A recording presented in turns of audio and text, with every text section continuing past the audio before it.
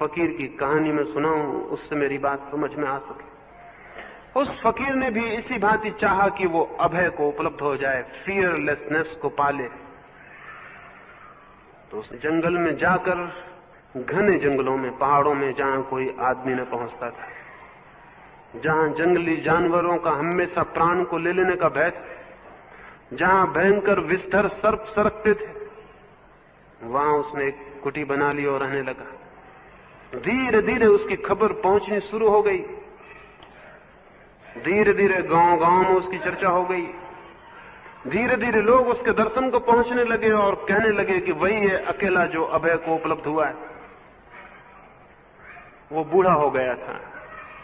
कहते हैं उसके पीछे अगर आकर सिंह भी गर्जना करे तो वो लौट के भी नहीं देखता कि पीछे कौन खड़ा है, वो बैठा रहता जैसा बैठा था। सांप उसके ऊपर चढ़ जाते तो उसको सिहरन भी पैदा नहीं होती थी, उसके रोंगटे भी खड़े नहीं होते थे। एक नया भिक्षु, एक नया साधु उसके पास पहुंचा एक संध्या, जबकि सूरज ढलने को था। वो वृद्ध साधु बाहर अपनी कुटी के उस निबिड़ वन में एक चट्टान पर बैठा हुआ था, नग्न। उसके पास ही वो नया भिक्षु भी जाके एक छोटे पत्थर पर बैठ गया और उस बूढ़े साधु से उसने पूछा कि परमात्मा को पाने का रास्ता क्या है।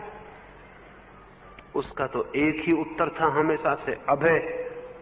भय से मुक्त हो जाओ, और जिस दिन भी तुम भय से मुक्त हो जाओगे, तुम्हारे चित्त में कोई भय नहीं होगा, उसी दिन परमात्मा अपने द्वार तुम्हारे लिए खोल देगा। यही उसने उससे भी कहा। जब ये बात ही चलती थी कि तभी एक जंगली जानवर ने आके पीछे जोर से चिंघाड़ा, आवाज की।